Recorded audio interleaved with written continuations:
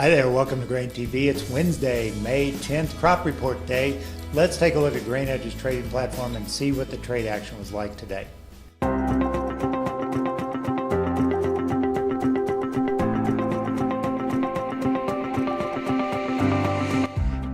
This morning's crop report gave a quick buying spurt on soybeans as they shot 15 cents higher. But after the initial trade, soybeans quickly corrected while corn tended to find some strength going 15 minutes after the report. Heading into the close, corn managed to push into the mid-370 range while soybeans was firmly in negative territory. On the close, corn was up 7, beans were off 3, and wheat was up 2. Welcome back. Let's take a look at the crop report data that USDA threw at us. Let's start first of all with U.S. Ending stocks for 2017. These are our first glance at what USDA thinks will be the balance sheet for the new crop marketing year. Overall, these numbers were not terribly impressive one way or the other. There are some points of contention that every analyst had after these numbers. We'll talk about those here in a second, but let's take a look at the raw data. First of all, in the case of corn, coming in very close to what analysts had been expecting. 2.12 billion bushels was the export or the ending stock carryout projection by analysts on average. That was right in line with the actual number, 2.11. When we look at the balance sheet for USDA, basically what they did was dropped exports for the coming marketing year by a whopping 350 million bushels.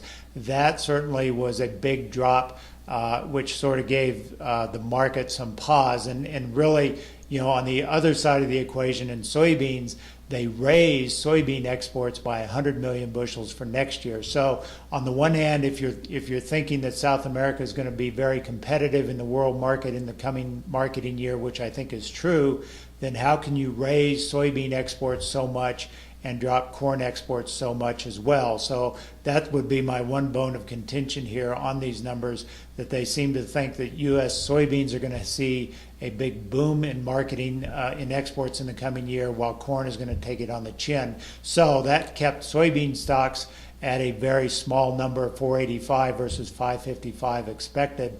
I think some people will probably draw some concern about that. In wheat, this was the only sort of supply or the only sort of survey-based number that they came out with was the winter wheat production number.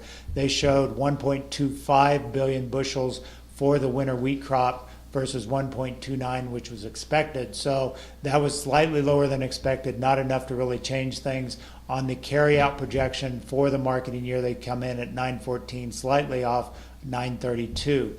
But let's take a look at the world supply and demand numbers here and the carryout projections. These two were some cause for concern by traders. First of all, let's start with corn. They showed a whopping 28 million metric ton decline year on year in corn ending stocks. And the reason really was not only the cutback in the U.S., but a big drop in Chinese carryout. They show China's carryout numbers going from 100 million to 80 million metric tons.